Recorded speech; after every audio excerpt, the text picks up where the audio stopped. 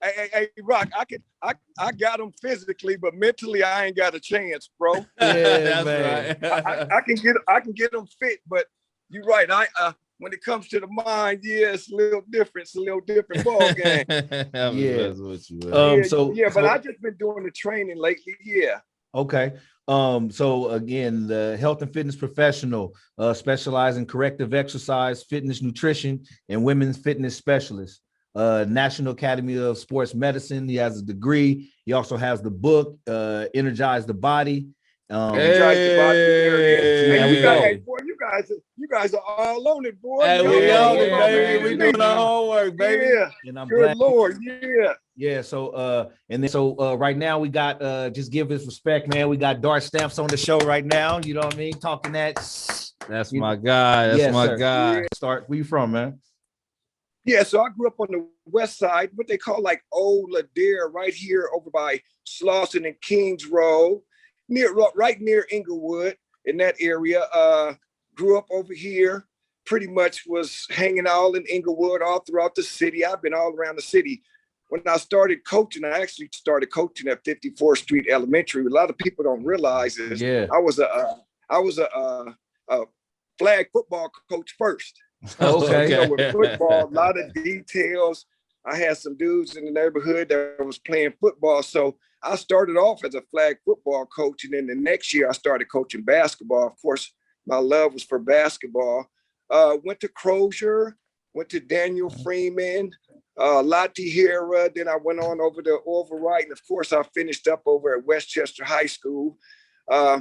Background, I went to almost every junior college. I went to Southwest, West LA. Actually, when I left high school, I went to Palomar. I went to Compton College. You know, I was just dipping around looking for the coolest route. I ain't gonna say the easiest route, but I was like, well, what can I get this class? And I ended up finishing my degree in business economics. After a while, I'll tell you guys, it took me a little while to finish my degree because I was doing a lot of things, hanging out in the streets and just doing my thing. I always got a little detour, but I ended up finishing, thank God, I ended up finishing with a degree in business economics.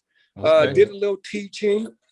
I was a full-time teacher. Actually, I did do some high school coaching. I did 1 year at Washington Prep before D-Rock's boy Barron came and scooped me and started me into the training. And then I did a year over at View Park Prep. And then I did a year at St. Bernard's. But it's so crazy, Rock, is that everywhere I went, I never could get access to the gym. So I'm a training specialist. That's crazy. All three schools wouldn't let me get access. I'm like, check it out.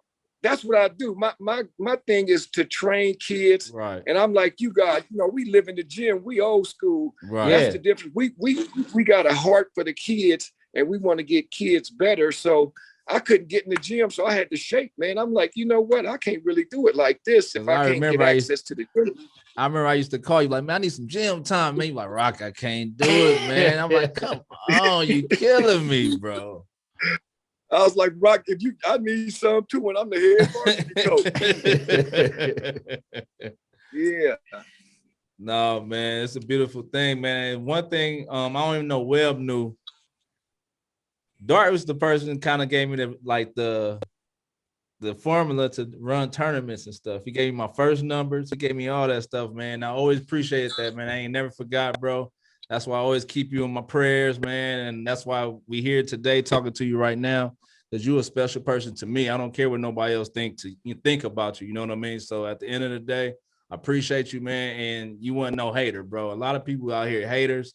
Don't want to give out no game, and you gave up game, bro, and you helped me get my first tournament going. Then you told me, shit, I do better than you at this time. So at the end of the day, bro, I appreciate you, man. I love you for that, man. For real, I ain't gonna never forget that. Yeah. Where D-Rock reminded me of a young me. This is, he was on that grind. He had the interest of the kids. He wanted to make them better. So you got to pass it on. He reminded me of a young me. I know he won the world champion. I congratulated him on that, but he just had a heart for it. It's unfortunate that guys like D-Rock and yourself don't get the support. I've never really got the support either. And we out here grinding on the pavement and got the real interest of the kids. And we intelligent, you know, you brothers are intelligent, all professional, but they fail to give us the support like they do the other dudes on the outskirts. And then, you know, it's all about backing. But yeah, Rock, you reminded me of a young me. Used to always be on my head like, man, how do you do it? Hey, I had to give up the game. Dude, I think you pressed the game out of me. Yeah. No, I appreciate you, man. Definitely. So kind of talk about, like I said, you was one of the staples in LA with the AAU basketball. Like, just talk about some of the teams that you had growing up. Yeah, so I started off at 54th Elementary, and then we was playing in a tournament, a citywide tournament. And then I had some boys. Actually, it's funny, a couple of my boys, they lived on the east side. Kafense lived on Avalon. And then I found this kid, Danny Walker. He played him in the championship in the citywide tournament. There it is.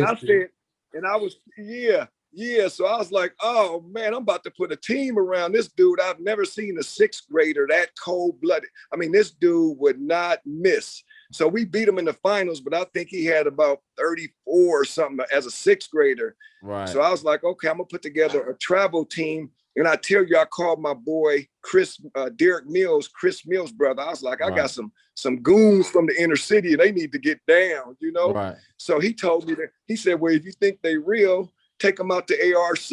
I said, no, I know they real, and we headed out there. So, I mean, I used to get I had a GTI, we'd be 6 deep in that GTI. We headed to the valley, 6 deep to the valley.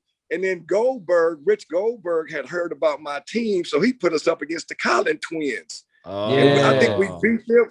And yeah, we played the Collin twins our first game. Actually, the Lopez brothers, they were babies out there. Yeah, Their brother was playing. I remember them, boys. This was an ARC, so we went out there and beat the Lopez packed gym. First time my boys been out of the neighborhood to playing something like that. And we went out there, packed gym. They was waiting for us to come in. Right. We mobbed up in there and lumped them up. That's right. Yeah, I had to, them dudes, you know, D-Rock, you know how we do it, dude. You already know. So but no, the Collin twins, we were a year older than them. But we were a year older than them, but they had just finished second or something in the national. So they was like, yeah, bring it on. And I was like, okay. Be careful what you wish for. So that was our first game. The first game we've ever played. Danny Walker busted them up, but we played the Collin twins out at ARC. Okay, so Danny basically was like your first superstar kid. Danny put me on the map, man. Okay. Danny was like coming in the gym with a Glock on you, man. I said, I know what he gonna do, boy. But no, so yeah. Danny was my first protege. Danny really made me popular. I tell people all the time I had a lot of success, but it started with Danny Walker because I mean you've never seen a 6th grade kid shoot like this. We end up playing Shea Cotton, but we were a top team with Danny Walker. We had Kafense. So I was grabbing kids. If you wasn't hardcore, I mean, I was going from the Marina projects to over on the east side. It took me, when I first started, I just had a love for it. It took me an hour and a half just to pick kids up and then another hour to get out to the valley. Man, and you back. know we know. We know. Yeah. No gas money, nothing. No gas money, tearing up your car. And you gotta feed them. You gotta feed them, man. And you gotta feed them. But it was love. It was nothing but love. All the time, man, for real. Yeah. Hey, Dart. Hey, so you know you had again a lot of success in that. What do you see the difference in the AAU basketball you started up versus what's going on now? Well, you know, it was different. So back when I started getting into the high school, the program grew. I worked with Goldberg for a little while, and then I worked with TPI, and then it was Pat Beard, whatever his name was, but I did him, and then I just decided to branch off because I had a little different vision. Right. I didn't like the kids, being spoiled or nothing, so I had to do my own thing. But You know, back then, my whole thing was to get dudes in the gym, get them better, and get them to Division One. So I get them in the gym at Trade Tech, and you know, we'd be at Inglewood High, Westchester. We just stayed in the gym, and our workouts was genuine. But what I see today, D-Rock came to some of our workouts, you know, and then I ventured off, I guess about a year ago, had Peyton Watson when he was a ninth grader, got him going. I seen that he was a throwback old school.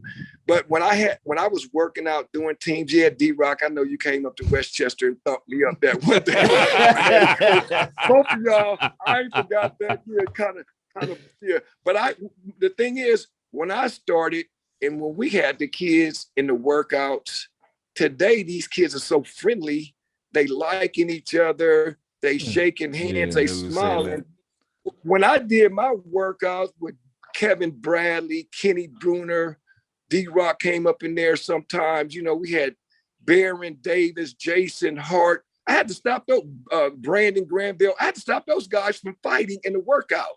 Yeah. I mean, they own each other's neck over drills. We didn't even play because a lot of the workouts was during the season, but these dudes were so competitive just on shooting drills, you know, and if you laughed at one of them or all that clowning and all that, they didn't go for none of that. They were just, you know what it was, D-Rock, when you came up in there, it was all competition, even in just a little shooting drill, layup drill. We didn't even, and then my AAU teams back then, so you guys talk about the Riverside Church, they say they never lost, but they did lose. We busted them up.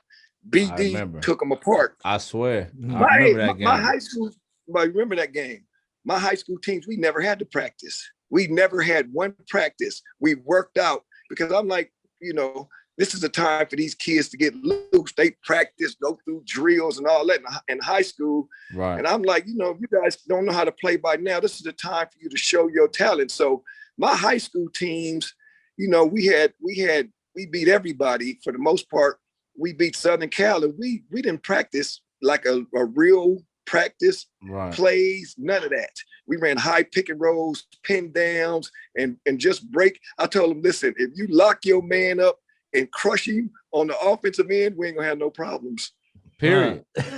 Period. Hey, that's how we was saying over there in Florida. Yeah. Because we was out there too. What people don't know, when we went to Florida, man, we didn't have one practice neither, bro. We went out there and won the whole thing with no practice. I just got a gang of hoopers and understand the logic of basketball and the logic of winning. You know what I'm saying? And they really bought into the system. They bought into the system, and it worked out right, man. Sometimes too much is something, you know what I mean, don't work out all the time. You know what I mean?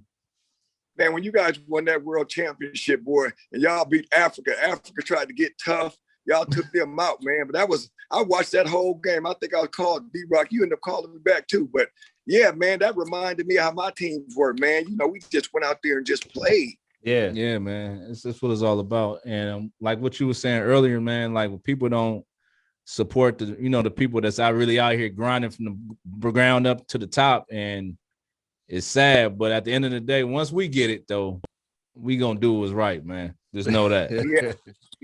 Yeah, definitely. Yeah. All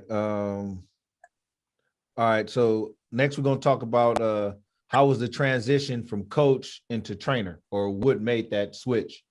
All right. Yeah. Well, what happened was I've always been an ex. Dark. Okay.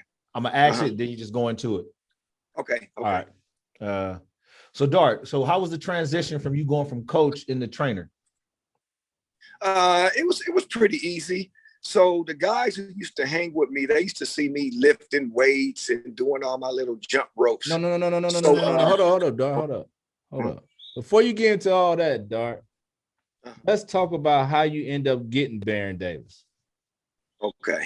Let's talk about that. So let's talk about that. Like what? Like how that introduced? How that happened? You know what? I mean, I'll tell you exactly how it happened. But when Baron was in the 5th grade, what people don't realize is Baron played up his whole young career. He didn't play with his age group until I think he was with Paul, or the group ahead of him went to high school, and then he ended up playing with his whole group. So I used to see Baron when he was in the 5th grade when I first started. I was like, boy, you little rockhead, boy, you's a bad little rockhead. So we had developed that relationship back then, because you know me, I'm like, dude, this dude is bad. Right. But yeah. But so Thaddeus brought me Barron. Barron wanted to get into Nike camp, and Thaddeus brought me Barron and Gilbert Arenas. Shout out to Thaddeus McGrew. No, shout out to Thaddeus, because Thaddeus actually gave us our first chance too to be a coach of the team select, man. Yeah. So he gave us our first job. Yeah. Thaddeus bought me Barron Davis. He was like, Dart, you this kid named Gilbert Arenas. I was like, who? I said, Gilbert Arenas, man, I got my guards. He said, you need to take a look at him. And I said, God damn, when I seen him the first time. But Thaddeus, was Gil really that real though? Oh my, was he? I remember Gil, man. That's what's crazy. I don't even remember him. I did 1 year with Gil at Grant. Oh, you did? Hey man, this dude Gilbert. So when I got Gilbert, I think it was the next year after I had Barron. That's all I would hear was, "You think he's better than Barron? You think he's better than Barron?" I said, "You think you're asking the wrong person?" But I would say, what you think I'm gonna say? Yeah, but no, I'm not gonna say he was better than Barron. But I tell you this, when you got a Gilbert and a Barron Davis, I mean, you can get out there and pretend that you're coaching, but them dudes, you're talking about NBA All-Stars. When you got an NBA All-Star playing on the AAU or high school level, they can pretty much dictate what's going to happen in the game. You just got to keep them focused. But Gilbert, man, I've never seen nobody change the complexity of a game. A couple of games, we were just down. I'm over there tripping like, so I know we ain't about to lose in the first round. So you had Gilbert and Barron at the same time? Oh, heck no. I wish. Oh, I'm about to say shit.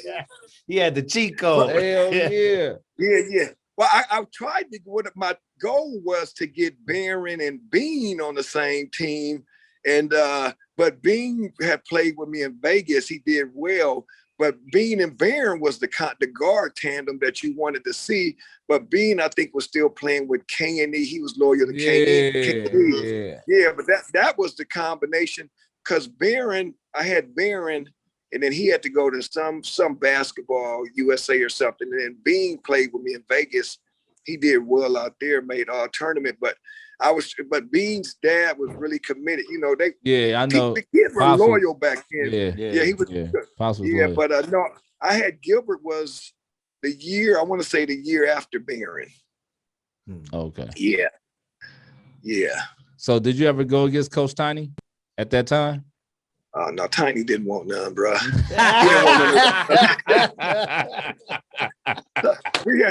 Tiny didn't want none of that thunder I had back then. You talking about Tayshaun, Prince, Capono, and Jason Capono, Travis Reed, and Aaron Maxey. Oh yeah, you had some killers. Hey, you remember Travis came to Fremont?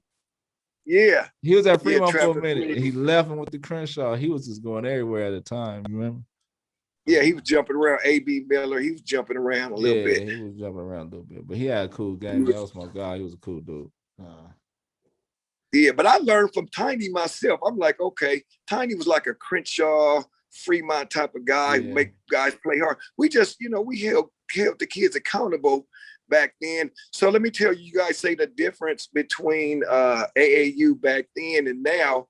Well, we had the kids coming up through the junior high ranks.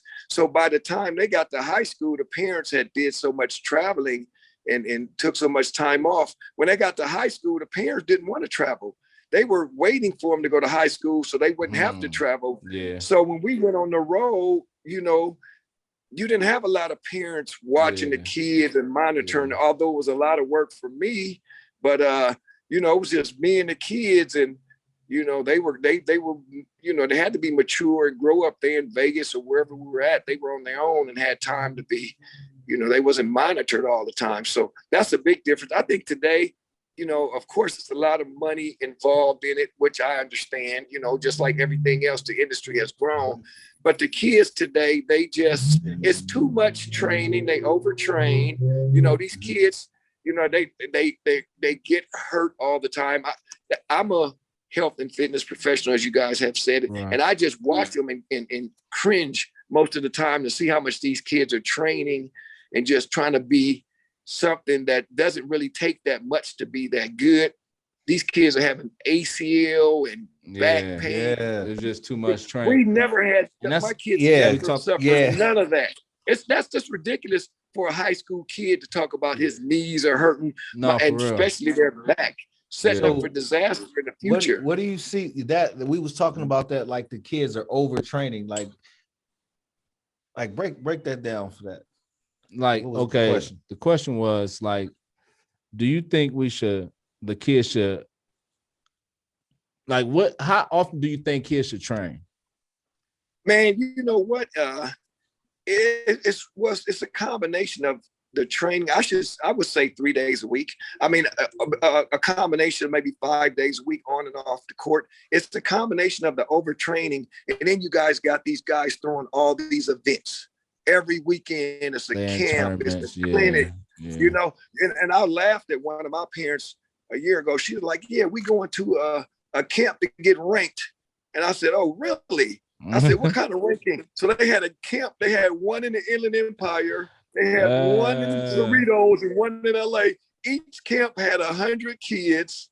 And they talking about a national ranking. I said, "Well, you trying to get into the top 100 in the country, and you're in one region, Southern California, with 300 kids, and you paid X amount of dollars?" I said, "It's all." That's when I really knew. No, it's all a lot of these money. kids. And I was about to say that too. It's all about the money, bro, because a lot of these kids do be all hype, bro. Like, I'll be seeing them play. I'll be like, how is he? But they done paid their way all the way up until that day. Cause I done seen I done went to camps and I know kids was killing. And then they don't even make the all-star team, but the kid that wasn't doing shit on the all-star team. I'm like, it didn't make sense to me, but I figured that I was all about politics. It's all politics. So. It's all politics, man. You gotta deal with the politics. When we came up, our kids, we played twice a month.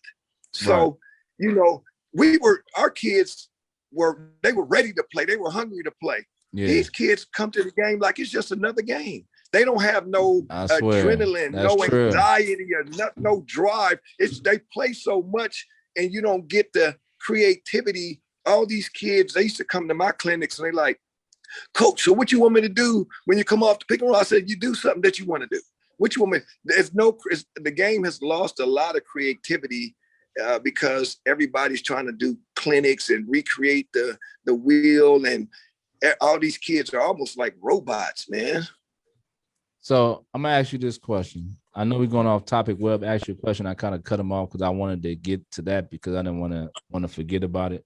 So I'm gonna let you get back to that question you was asking him. And who you feel is the best kid came out of California basketball wise? Who you picking? Ever? Your top five players. Top 5 players. Who are you picking right now? Boy, you trying to get me in trouble? You only got 5. You only got 5. Top 5 that I've seen. Yeah. That I've seen. Yeah. Who your 5? Oh boy. Okay. No particular order. No particular order. Just 5. Just 5. Can I go 6? Yep. You can have a person come off the bench. Yep. Okay, I'm gonna go, and I know order. I'm gonna go Dwayne Poley. He's the oldest, so I'm gonna say Eldridge Hudson. Okay. I'm gonna say John Williams, no question. Okay. I'm gonna put Paul Pierce in there. Okay. How many is that? 4. Ooh, Baron Davis, no question. BD. Okay. Who coming off the bench, man? Ooh, can I do a slash? Salary max, the cap, man. I'm gonna go. Okay, you saying that I've seen? Yeah, that's out of Cali. Gilbert Arenas. All right, I like that. That's a good 6. Yeah, that's the 6. So what I'm those saying, are guys and these are guys that I. This is high school now. This is high school. This is high school. So you saying you going to war with them 6 with anybody 6? Oh yeah, high school. Yeah, oh yeah. That's what y'all want to do. You got Manuel Arts, Crenshaw, Crossroads. Baron Davis? Inglewood. And in the Valley. Grant. And who else we say? Who was police? That was it. Okay. That was it. Yeah. Okay. That That's a nice five. Mhm. All right, go ahead. Yeah. Yeah. No. Six. Six. So kind of go into this book, man. You know what I mean? You got some good reviews, man. Talk about it. Oh yeah, the book Energize the Body. So you know, Let me see it, man. I Come do a on, lot promote of- your book, man. Yeah, We man. got to see a little more than that. So, We got so, this. so Energize the Body, anti-aging through exercise and nutrition. All right. Okay. Yeah. So you know, I do a lot of reading. You know, I gotta have my mind occupied. So whatever I do, I try to put my heart into it. So when I started training, actually Barron hired me as his full-time trainer. And at that time I was not a professional trainer. He just hired me as a trainer. So I decided to go back and get a certified with the National Academy of Sports Medicine, my certified personal trainer. And then every 2 years, you got to research. So you guys mentioned I researched in fitness, nutrition, and then I started the next 2 years in corrective exercise. And then D-Rock, I had to do the women's fitness training, you know, because the women, they really like it. Yeah, but you know what? I do it for myself. You know, I like to try to stay as healthy as possible. You know, I'm a high-strung, high anxiety guy, so I got to exercise and try to eat good to keep my blood pressure and everything down, because I really run really high. So I was always studying a lot of notes, just writing them down, not really thinking about writing a book, but I had all these notes scattered around. I was like, I need to share this information, you know, with these people, because a lot of the books I read as a trainer, it elaborates on certain topics. You know, you get a whole book talking about an egg or water. So I just kind of broke it down into different chapters. It's more like a guide, covers the whole spectrum of fitness, nutrition, gives you a lot of exercise options. It talks about macronutrients. We talk about pain, and, you know, I'm 55. I would say for somebody who's 35 and up, you know, get this book. It's a guide. It gives you a lot of, once again, food options, diet options. I just put out something the other day. Diet is something that you should do the rest of your life, not bad diet. You try to lose weight. So yeah. And then when COVID came, of course, I had a lot of time to really put more work into it, and just put in work and came up with the book. You know, had to jump over to the fitness industry, put my heart into it, and God is good. He blessed me with the tools and information and the guidance to write this book. That's right. Okay. That's right, man. I didn't know you wrote a book, Darden, and I'm glad we brought you on the show today so you could let everybody know what's going on out there right now, man. I seen you at Baron Davis' party, man. Shout out to BD, man. Happy birthday, bro. Yeah, man. Happy birthday, BD. Yeah. Hey, I saw you over there, and I was busting your ass out there with them jumpers. Yeah. Hey, no, man. Webb, he probably went up there and practiced a couple hours before I got there. Oh, he got some warm-up shots. Hell no. Yeah, you know how you do it. Yeah. Hey, well, Dart, man. Hey, before we get out of here, man, go ahead and let everybody know where they can find you at. Send them your social so we can send some traffic to you. Okay. Well, I'm on IG. I'm at Coach Dart 32. I think it's and then I'm at I think it's Dart Stamps _50. And then if you want to get the book, you can go to www.energizethebody.com, as well as it's on Amazon, but I get more money when you buy it from me. But anyway, Amazon, you just go put in Energize the Body. That's good too, to go to Amazon. You can give me a good review. You go to Energize the Body, then hit book, and it'll come up one or two. And once again, it's a good book. A guide is not difficult to stay healthy. It just takes a little discipline, some consistency. I tell people, you know, you can do 10 minutes a day of exercise, and a 15-minute walk is way better than doing nothing. Right. Got you. Right. Well, shoot, man.